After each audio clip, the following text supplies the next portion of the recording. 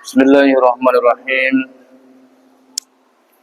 Assalamualaikum warahmatullahi wabarakatuh.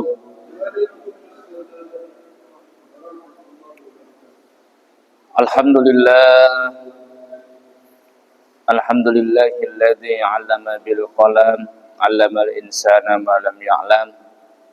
Asyhadu an la ilaha illallah wahdahu la syarikalah wa asyhadu anna Muhammadan abduhu wa rasuluh. Allahumma salli wa sallim ala man istafa Muhammad ibn Abdillah wa ala alihi wa sahbihi wa mawala amma ba'd. Ma'asyiral muslimin, jamaah maghrib, as'adakumullah. Alhamdulillah, kita kembali bermuajahah di tempat yang penuh dengan barakah ini. Tentu dalam rangka pertama kita melaksanakan sholat maghrib secara berjamaah, dan kita lanjutkan dengan pengajian kitab Fathul Mu'in. Alhamdulillah, kita telah menyelesaikan apa yang menjadi rukun-rukun sholat itu. Ada 14. Nah, pada kesempatan ini kita akan bahas apa-apa yang kita lakukan setelah kita melakukan sholat fardu. Kemarin kita sudah bahas bagaimana zikirnya. Bahkan di dalam kitab ini disarankan untuk membaca kitab Irsyadul Ibad, bagaimana doa dan zikir banyak sekali dimuat di sana. Nah, jamaah sekalian dirahmati Allah Subhanahu wa taala, ada ini masih lanjutan kemarin, yaitu furu'un. Ada beberapa cabang. Di sana dikatakan yusannu iftitahud du'ai bilhamdilillah wassalati ala nabi sallallahu alaihi wasallam wal khatmu bihima wa bi amin wa ta'minu ma'mumin sami'a du'a al imami wa in hafiza zalika. Jadi sunnah memulai doa itu dengan membaca hamdalah, kemudian bersalawat kepada Nabi, serta menutupnya dengan kedua lafaz tadi, sama seperti yang kita lakukan selama ini. Jadi alhamdulillahirabbil alamin apa dan sebagainya itu, hamdan katsiran thayyiban dan seterusnya. Kemudian salawat, berdoa, nanti tutupnya lagi seperti itu lagi, salawat dengan walhamdulillahirabbil alamin, gitu kan. Kemudian serta menutupnya dengan kedua lafaz tersebut dan amin. Ya. Sunnah bagi makmum yang mendengar doa sang imam, sekalipun ia sendiri hafal akan doa itu,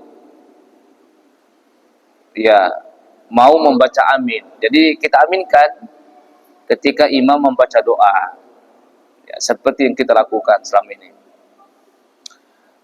Waraf'u bidaihi at-tahirataini hazwa mankibaihi wa mashul wajhi bihima ba'dahu.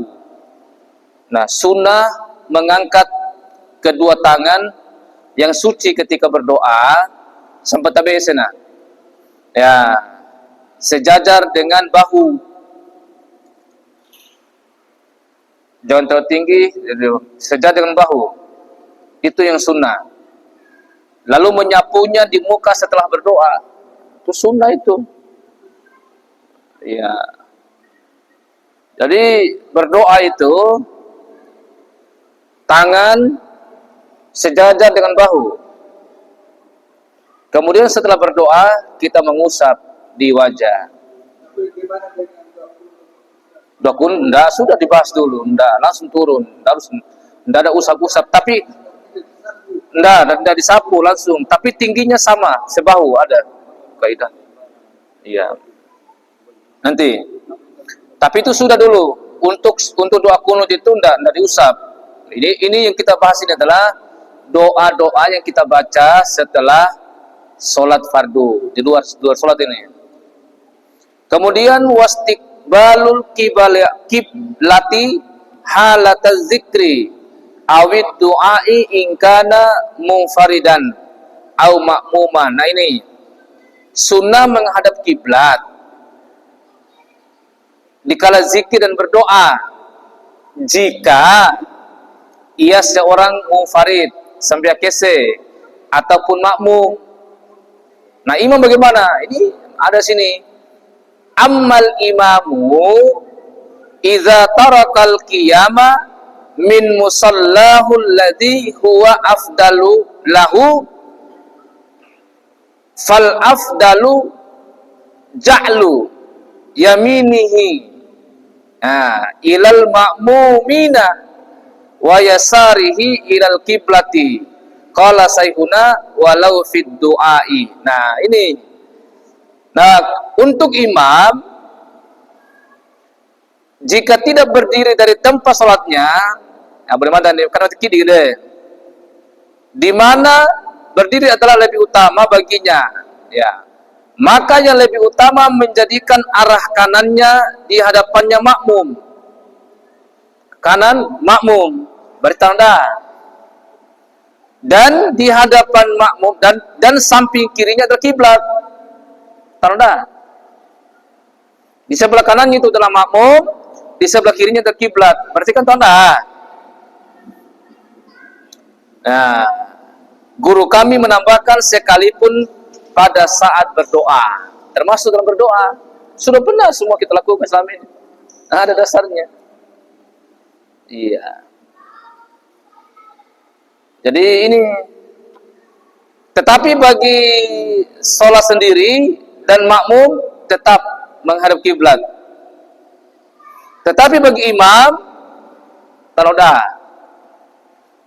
Sebelah kiri wajahnya adalah kiblat, sebelah kanan wajahnya adalah makmum. Ya. Wansirafuhu la yunafi nadbaz zikri lahu akibaha li'annahu ya'ti bihi fi mahallihi alladhi yansarifu ilaihi. Kepindahan imam dari tempat sholatnya adalah tidak menghapus kesunahan zikir sesudah sholat, misalnya warpindah, sebab ia dapat melakukannya di tempat yang dipindahinnya. Misalnya pindah celana, tetap masih bisa sunnah juga. Dan kesunahan zikir itu tidak hilang atau tidak habis sebab telah melakukan sholat rawatib. Kalau dia menaik sampai rawatib bau, hanya yang hilang adalah kesempurnaannya, bukan yang lain. Tapi waktu sempurna matahari an popesoweki. Iya, kalau zikir dulu situ tempat. Iya. Nah, kesimpulan wa qadiyatu kalamihim khusulu sawabi zikri wa in jahila ma'nahu. Kesimpulan dari pembicaraan ulama bahwa zikir tetap berpahala sekalipun orang itu tidak mengerti akan maknanya. Jadi zikir di sini dikatakan tetap mendapatkan pahala meskipun tidak difahami artinya. Fala wa nazara fihi al-Asnawi, tapi lain halnya apa dikatakan oleh Al-Asnawi.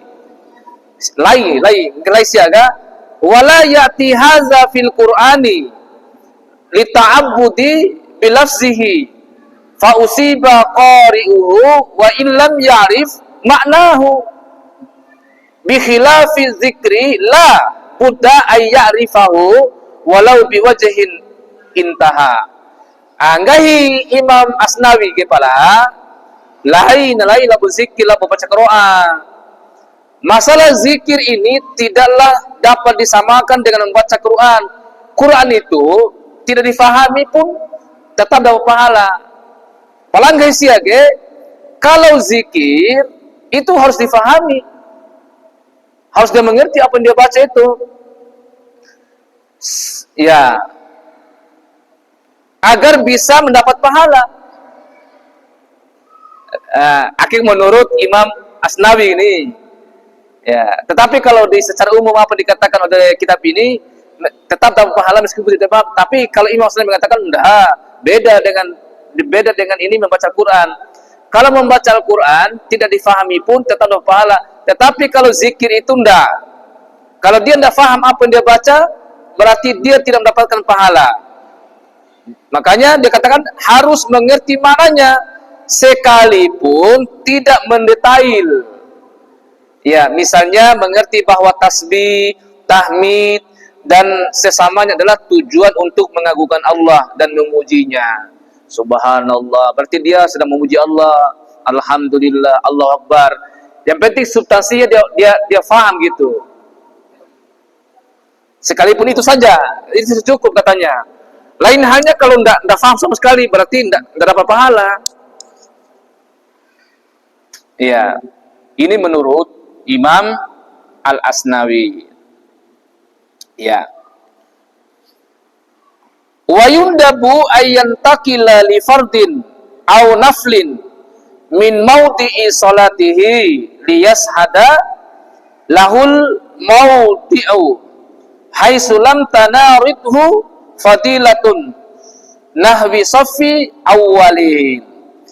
Sunnah berpindah dari tempat salat pertama, apa namanya ini? Para keliru nanti para keliru kadang. Karena mau mengerjakan salat fardu lain ataupun salat sunnah berpindah agar tempat yang baru ini ikut menjadi saksinya. Kalau memang tidak bertentangan, keutamaan semacam ini telah berada di barisan awal atau depan. Ya. Kalau di depan itu cukup, ya, karena di depan itu adalah keutamaan. Apalagi sholat fardu. Maksudnya rugi nih misalnya apa itu sholat fardu. Kita sudah dapat tempat awal, mau pindah ke belakang meraka saksi, rugi itu maksudnya. Kalau di depan tetap depan. Kalau ada yang menarik, fa illam yantakil fasala bikalami insanin. Misalnya punya kita sampai Jumat kan jarang pindah ta. Kini sampai lalu. Nah, enggak hindar kali ya. Jika tidak pindah atau tidak mau pindah tempat, berarti sini pesoweki dari tempat semula, hendaklah memisahkan antara sholat pertama dan sholat kedua itu berbicara dengan orang lain. Ini Pak Timnake. Jadi kalau misalnya kita Abu Nas Jumat gini, kan biasanya itu kan sentuh loh. Hendaknya nuntul udum kelai kan. Ada pemisah gitu. Ini ada ternyata ini. Ini jika tidak mau pindah atau tidak pindah tempat supaya memisah dua sholat itu dengan berbicara dengan orang lain. Rojo nih. Iya, belum nonton nih.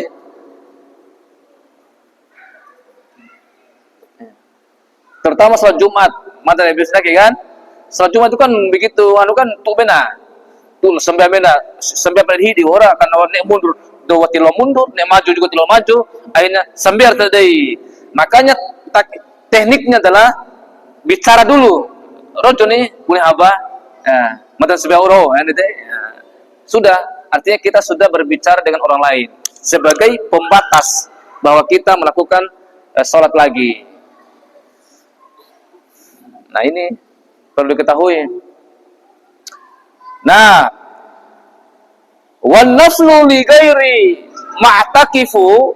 ma'takifi fil baitihi afdalu in amina fawtahu au taha wunan bihi illa fi nafilatil mubakkiri lil jum'ati au ma sunna fihi al jama'atu awarada fil masjidi kadduha.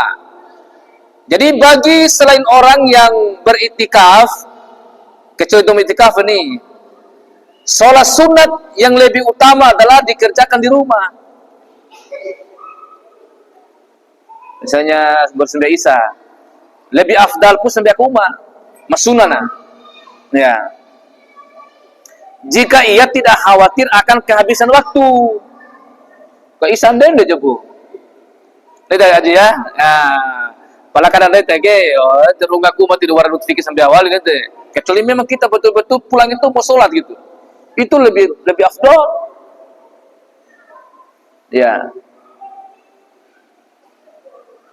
Jadi kalau jika sekiranya kita ini tidak khawatir akan kehabisan waktu atau tidak mengabaikannya, kecuali bagi sholat sunat orang yang berpergian ke sholat Jumat atau sholat yang Nabi lakukan di masjid seperti sholat duha. Itu. Kalau Nabi itu sholat duhanya itu di masjid. Nabi. Ya. Wa ayyakuna intiqalul ma'mumi ba'da intiqali imami. Nah ini jarang nanti dan debatin kita, makmum itu disunahkan itu baru bisa bergerak pindah tempat itu setelah imam bergeser dari tempatnya. Dia akan itu waktu pindah itu bubasra pasambia. Ini kaidahnya nih. Makmum itu baru bisa pindah itu setelah imamnya bergeser, pindah. Jadi imam itu tidak boleh pindah dulu. Dia akan pukul itu, walhamdulillahi rabbil alamin wa rabbu basra Allah sembilan nabiana. Imam akan perukuna. Jadi akan dapat kita doh, kadek wa pindah imam, baru makmum itu bergeser. Nih siraka sunnah nih. Nih, makmum disunahkan berpindah setelah imam pindah atau setelah pindah imam. Wa nudiba li musallin tawajjuhun lihawi jidarin au amudin min kulli syakhisin tulur tifaihi sulasa zira'in fa aksara wa ma bainahu wa baina akibil musalli salasatu azru'in wa aqalla. Sunnah bagi orang yang sholat menghadap sejenis tembok atau tiang, ya boleh sampai sunat karena sepeda di belakang tiang, ngupat di belakang tiang, yaitu segala sesuatu yang tingginya 2/3 hasta ke atas dan jaraknya dengan tumit paling jauh 3 hasta, ya, dari tumit, ya semacam garis aja nih. Summa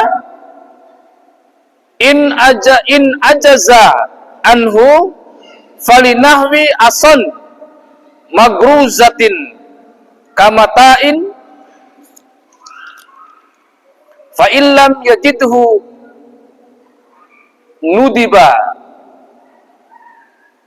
bastu musalla. Jika tidak memungkinkan supaya menghadap semacam tongkat, ya ditancapkan tongkat, berarti sertiang atau tembok, tongkat yang ditancapkan, misalnya perkakas, ya jika masih tidak menemukannya, maka supaya membentangkan alas sholat sejadah nih, berarti ada kepala batas sebenarnya tege. Berarti sejarah kan punya tuara aus sutra kan, minta tanon deh. Nah, pala meletakkan sutra ini tidak nanti bukan pas di depannya, lainnya pas tando. Wi deka aus sutra apa di sutra tahu ada punya lah dekat kota barat sutra bikin kayak ni dekat hampa ini. Tapi beda, apakah pas di depannya atau di mana? Ndak. Vi sutra kah? Agak ke kanan atau ada ke kiri gitu. Tidak pas-pas di depan. Itu ada kaidahnya. Nah, ini kita lanjut. Jadi kalau tidak ada tongkat, tidak ada ini, jadi ada gunakan pembatas semacam sejadah. Ya, bersejadah. Berarti itulah batas kita. Jika masih tidak bisa juga atau tidak ada sejadah, maka supaya menggaris tempat di depannya. Garis itulah batasan kita nanti. Jadi baris itu, di dalam garis itu tidak boleh orang lewat situ nantinya. Ya, sepanjang 3 hasta. Ya kurang lebih ya 1 tono sampai itu ya boleh tono sejadah lagi lah. Kira-kira. Baik melintang atau membujurnya. Yang demikian ini lebih utama berdasarkan hadis diriwayatkan oleh Imam Abu Daud. Ini dikatakan, "Idza shalla ahadukum falyaj'al amama wajhihi syai'an." Fa illam yajid falyansib ason. Fa illam yakun ma'ahu ason falyahutta hattan. Nah, jadi ngahi Imam Abu Daud berdasarkan hadis Rasulullah, apabila seseorang hendak mengerjakan sholat, supaya meletakkan sesuatu di depannya, ketandai. Ya. Kemudian, kalau tidak bisa atau tidak ada, supaya menancapkan tongkat. Jika tidak mendapatkannya, maka hendaknya menggaris. Beri batasan. Ya, batasan tempat sujud. Bahwa situ artinya supaya orang tidak lewat situ. Tidak masuk dalam batasan itu. Nah, karena ada itu hadis Nabi, lebih baik kita berdiri 40 tahun itu daripada melewati orang sholat. Karena itu. Nah, terus sampai di mana orang itu bisa lewat? Di luar batas itu sudah tidak apa-apa. Ini ada keterangan sini. Makanya nanti kita lihat juga posisi sampai itu antara turut sejarah terus sampai. Kita lihat lagi. Summa la yadurruhu ma marra amamah. Kemudian apa yang melintas di luar batas tersebut tidaklah menjadi masalah. Jadi wau sirembe batasan, baru sudah melampat domba tidak masalah. Iya. Tidak masalah. Kemudian waqisa bil khattil musalla wa quddima 'alal khatti li'annahu azharu fil maradi. Alas salat dikiaskan hukumnya dengan garis yang ada dalam hadis, namun dari segi tertibnya didahulukan daripada menggaris, sebab lebih jelas dari maksud hadis tersebut, yaitu mencegah orang yang lewat di depannya. Depan intil ini. Jadi buat batasan lah, sajadah kombi, garis kombi, tongkat kombi, supaya orang itu tidak lewat di depan kita lagi yang sedang sholat. Tertib menggunakan sutra atau batas yang tertutur di atas adalah menurut pendapat yang muktamad. Lain halnya dengan pembicaraan Imam Ibnul Mukri yang menetapkan tidak ada sunnah tertib menggunakan sutra tersebut. Ya. Famata adalah an rutbatin ila madunaha ma'al qudrati 'alaiha kanat kal adami. Manakala berpindah ke tingkatan sutra bawah, padahal ia mampu menggunakan sutra yang ada di tingkat atas, maka penggunaan seperti itu sama halnya tidak bersutra. Nah, ini lagi. Wa yusannu alla yaj'ala sutrata tilqa'a wajhihi bal, nah ini, bal an yaminihi aw yasarihi. Kan isi sutra apalagi? Sutra Enggak? Disunatkan agar tidak meletakkannya pas di depan kita. Ana lurus. Tetapi dikatakan sini bal an yaminihi au yasarihi. Tapi agak ke kanan sedikit atau agak ke kiri sedikit. Dede kepala. Ente sunnah bisi sutra. Jadi kalau kita meletakkan sutra di depan kita, bukan pas di depan kita, tetapi agak ke kanan ataupun agak ke kiri. Itu yang sunnah.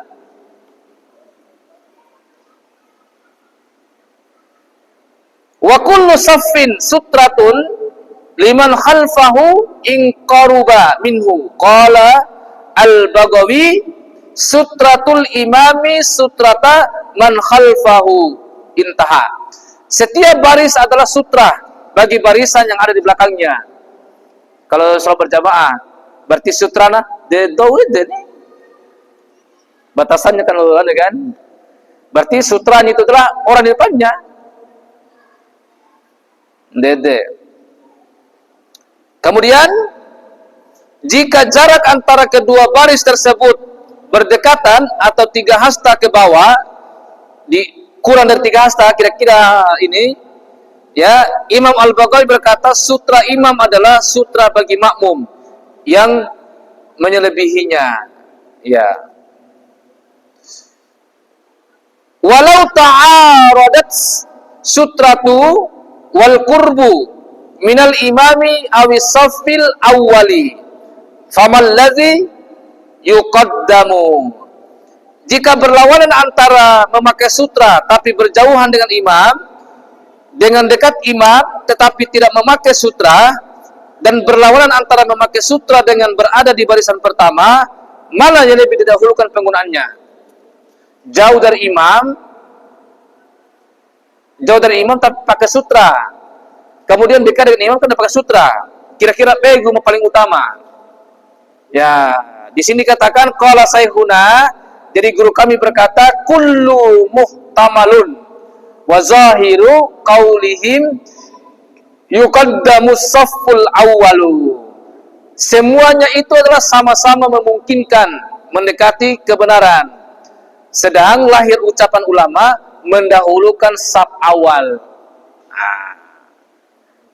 Bila saf di dalam masjid Nabi SAW sekalipun saf tersebut berada di luar masjid, yang khusus berlipat ganda pahalanya adalah mendahulukan saf pertama, gitu. Jadi saf pertama meskipun tidak memiliki sutra. Abu nih sembilan ditakan ini di lapangan dohoga, kan tidak sutra enggak, tapi kan jelas imam di depan gitu. Lebih utama meskipun tidak pakai sutra, sebagai sutra bupati kan. Wa idza shalla ila shay'in minha fayusannu lahu wa li ghairihi daf'u marin bainahu wa baina sutrati al-mustawfiyati lisyuruti wa qad ta'adda bimuruhihi likaunihi mukallafan. Jika seseorang salat dengan menggunakan tabir tersebut di atas, maka baginya dan orang lain sunnah mencegah orang yang lewat daerah antaranya dengan tabir yang telah menutupi syarat-syaratnya, karena dengan lewat itu ia dianggap orang yang melampaui batas. Itu tadi tidak boleh. Wa usirne dere ain dulu waddo watiro lampas sayol itu. Nah, bila termasuk orang mukallaf, menurut Imam Ramli tiada perbedaan antara mukallaf ataupun yang lainnya, termasuk anak kecil ditahan. Jadi waras itu mau lampas saya terus sampai ditahan. Iya.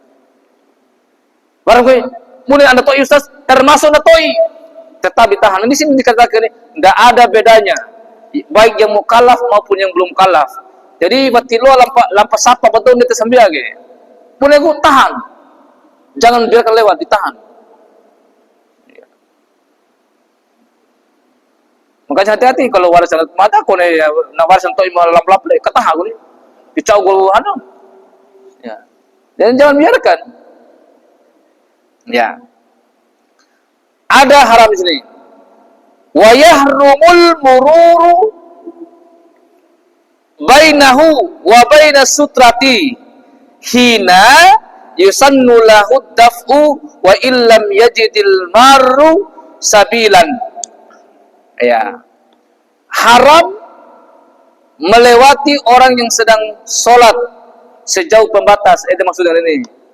Haram itu. Melewat. Tapi kalau di luar batasnya tidak apa-apa. Tapi kalau masih masuk dalam batas, haram. Selagi baginya ada kesunahan mencegahnya, sekalipun yang lewat itu tidak menemukan jalan lain. Ya. Selagi orang yang sholat tidak melakukan kesalahan dengan berdiri di jalanan atau di baris depannya masih longgar. Nah, kita misalnya dari hotel sampai agaknya turtohor juga, buat kira-kira orang juga bisa lewat. Misalnya sambil sunat, takdei. Nah ini nak maksudnya. Jadi maksudnya haram orang itu lewat, ya, di depannya orang yang sholat, selagi baginya ada kesunahan mencegahnya, ya, sekalipun yang lewat itu tidak menemukan jalan lain, selagi orang yang sholat itu selama Thomas Sambiage tidak melakukan kesalahan dengan berdiri sembarangan. Jadi sampai maksudnya anak sembarangan juga. Buatlah kalau mbipu luar lampau itu, tempe je luar lampau itu ni. Kan tidak semua juga orang sholat. Misal semua sunnah atau di baris depannya masih longgar. Padahal di depan kita itu masih longgar. Dia tahu mencaranya sampai kalau kapan cai di lampau itu. Nangupo itu, aku lihat kencoki lampau itu gitu. Mancara lain itu melewat, tapi memang doa sambil aja sih. Itu dia katanya. Tetapi kalau orang ini sholatnya sudah pas, ya, tidak mengganggu orang yang lewat, mesti orang harus lewat, gitu kan? Di sembarangan, mai penting melampau, itu haram itu yang lewat itu. Pala mencara misalnya, justru mencara doa toh sambil aja sih. Ya, ini katanya. Untuk itu, bagi yang akan menempati tempat longgar, ya, boleh menerjang barisan sholat sekalipun banyak, sehingga yang longgar itu dapat terpenuhi. Maju pak nih, paksa oleh karena pindah-pindah tadi, maju saja dia supaya tidak mengganggu orang mau lewat di belakang.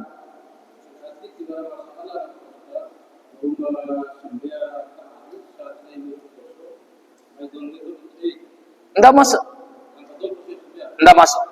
Orang tadi lewat juga kan, yang penting tidak melewati batasnya itu. Kan mudah ada biasa sambil kita sambil takdei. Tema dalam itu masalah. Ini kan sudah batasan sini. Yang penting sudah ada batas, yang penting sudah melewati batasnya sepanjang 3 hasta. Ya sepanjang menakil lah. Di tempat sujud itu lewat batas sujud, enggak masalah. Ya. Artinya baru sampai sudah takdei. Datang sampai takdei, tidak masalah, datang sampai sini saja. Artinya sudah lewat, yang penting sudah lewat, melewati batas sujudnya dia, tidak masalah itu. Yang tidak boleh itu, Thomas Sambiage, turut toh na bekina, toh ni lampar kali tiluah. Gara-gara toh besi ya bekina sampai tadi lah, akhirnya dia sapa lalu berarti ini siap mencara orang gitu masalahnya gitu. Itu masalah macam ini. Tapi sejatinya kalau dalam kondisi normal, orang itu sekali-kali tidak boleh melewati batasnya orang yang sholat. Kecuali memang Thomas Sambiage turut toh hidi sebenarnya itu bani. Oke, berfaham tak? Artinya ada batasannya saja. Makanya itu Nabi untuk sejadah kesempatan batasan di luar pada hari sejadah nih. Iya. Itu data tadi tidak masalah. Baik. Wa kuriha fiha makruh ais salati dikala sedang solat tanpa ada hajat, memalingkan iltifatu, memalingkan wajah, biwajhihi bila hajatin. Jadi makruh menoleh tanpa hajat. Sambil Allah Akbar. Turun nolehmu, ya. Kemudian wakila yahrumu wa ihtira lil habari sahih. Bahkan di dalam hadis dikatakan haram menoleh di saat kita sholat. Ya. Sebagaimana li lazalullahi mukbilan alal abdi fi musallah ay birahmatihi waridahu malam yaltafit fa idzal tafata a'rada anhu. Nah ini berdasarkan sebuah hadis sahih, Allah selalu menghadap hamba yang sedang di tempat sholatnya, artinya dengan limpahan rahmat dan ridhonya selagi hamba itu tidak menoleh. Ya, jadi selama kita tidak menoleh, tetap fokus, Allah itu akan senantiasa memberikan rahmat kepada kita dan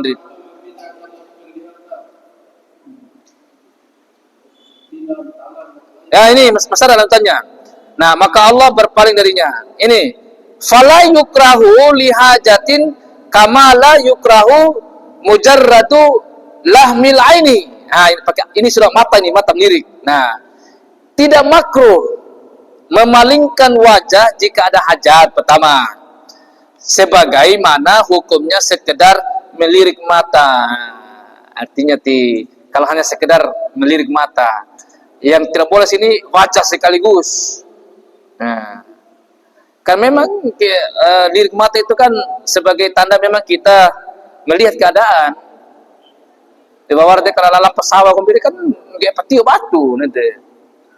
Jadi sekedar melirik mata, tapi jangan terlalu sering.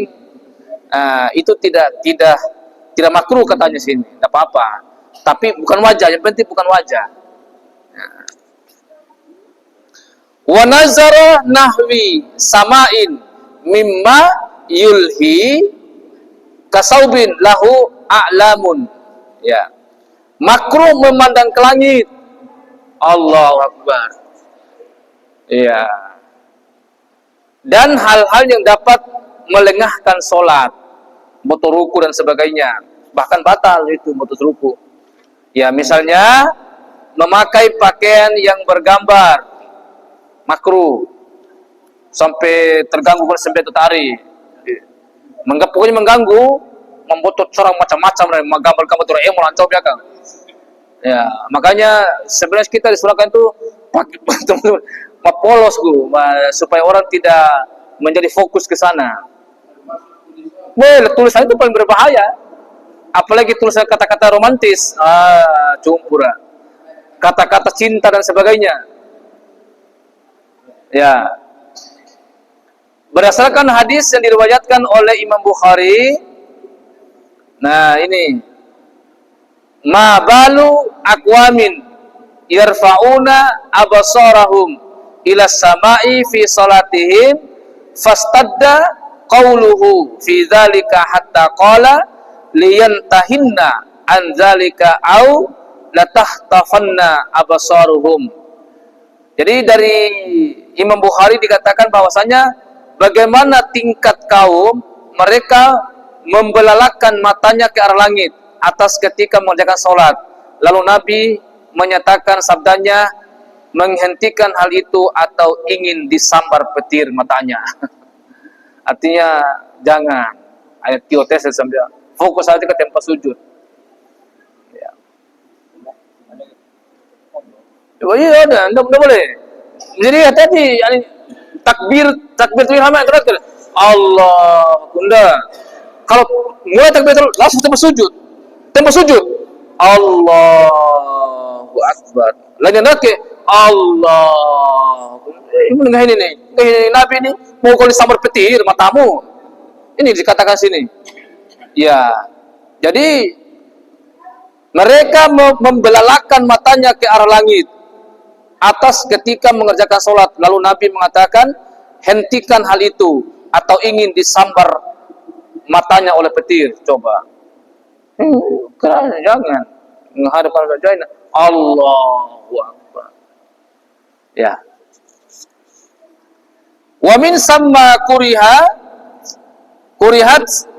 aidan fi mahattatin au ilaihi au alaihi li'annahu yuhillu bil khusu'i. Dari hadis tersebut dimakruhkan solat dengan memakai pakaian yang bergaris-garis, baik ada di depannya atau digunakan sebagai alat solat, termasuk alat solat. Ya, sebab hal itu bisa merusak kehusukan solat. Ya, apa justru garis-garis saja itu sebenarnya tidak boleh, apalagi ada tulisan. Waras tulisan pasti halawan. Pak baca itu. Ini perlu dikasih tahu ini anak-anak. Itu terutama pakai baju kos. Punya madroh pindah di pesantren. Itu pelanggaran itu kalau pakai baju kos, apalagi baju kaos yang ada gambar dan tulisannya. Di topa oleh kodula kau CP. Karena itu ini dasar-dasarnya ini. Mengganggu orang lain, Pak. Mensolat di belakang kita. Kemudian wabaskun fi salatihi, ya makruh meludah. Komisi wawara mahal ini ya, makanya itu kau si bagau keraso baidan. Baik ketika sedang salat atau di luar ke arah depannya. Baik ke sini sembiat atau ke depannya. Enggak sembiat. Sekalipun bagi orang yang berada di luar masjid tidak menghadap kiblat, sebagaimana yang dimutlakan oleh Imam Nawawi, juga makruh meludah ke arah kanan bukan kiri. Hal ini berdasarkan hadis yang diriwayatkan oleh Imam Bukhari dan Muslim. Apabila seseorang di antara kamu sedang mengerjakan sholat, berarti ia sedang mengadu kepada Tuhannya. Masa ketufeng untuk mengadu? Nah, itu nonton di rumah, di tanah bupati ketufel, dengar, nak kampanan nak ketufel nonton ni, apa nak ketufel, tufel ya, cumpur ni, apalagi sedang menghadap Allah ini. Makanya dikatakan sini, apabila seseorang di antara kamu sedang mengerjakan solat, berarti ia sedang mengadu kepada Tuhannya Azza wa Jalla, maka jangan sekali-kali meludah di depan dan ke kanannya. Ya, tetapi kalau memang ingin betul-betul meludah karena ada warma tangga vela, meludahlah ke arah kirinya. Ke arah kiri. Bahwa kaki kiri atau pada bagian di kiri, sebelah kiri itu yang terakhir inilah yang lebih utama. Kalaupun meludah gitu. Kalaupun betul-betul daripada wardosa domong vela ini misalnya harus meludah. Tapi ada di segi mulut itu Allah Akbar, apalagi waktu sambil belum tinggi waktu sambil tidak sambil caur ini. Misalnya mengapu sambil matahari kombi di luar masjid kombi gitu. Ya. Ulul waktu 1 menit. Ya, kita keluar dulu. Nah, guru kami berkata, qala saykhuna wali abada fi maraati malakil yamini duna malaki yasari izharan li sarafil awwali. Guru kami berkata, agar dapat lebih jauh menghargai malaikat kanan bukan yang kiri, ya sebagaimana memuliakan yang kanan. Itu maksudnya nih.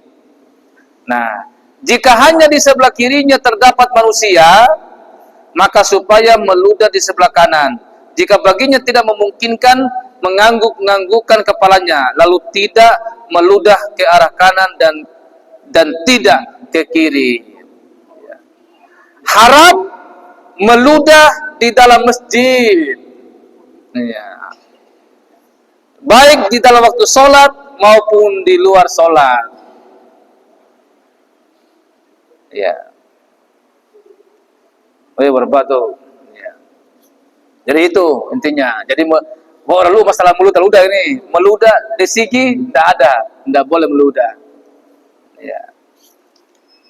Baik, jamaah sekalian Allah Subhanahu wa taala, karena waktulah yang membatasi kita pada kesempatan ini, Mari kita sama-sama membaca doa kafaratul majlis. Subhanakallahumma bihamdik, asyhadu an la ilaha illa anta, astaghfiruka wa atubu ilaik. Akhiru da'wana summa wassalamualaikum warahmatullahi wabarakatuh.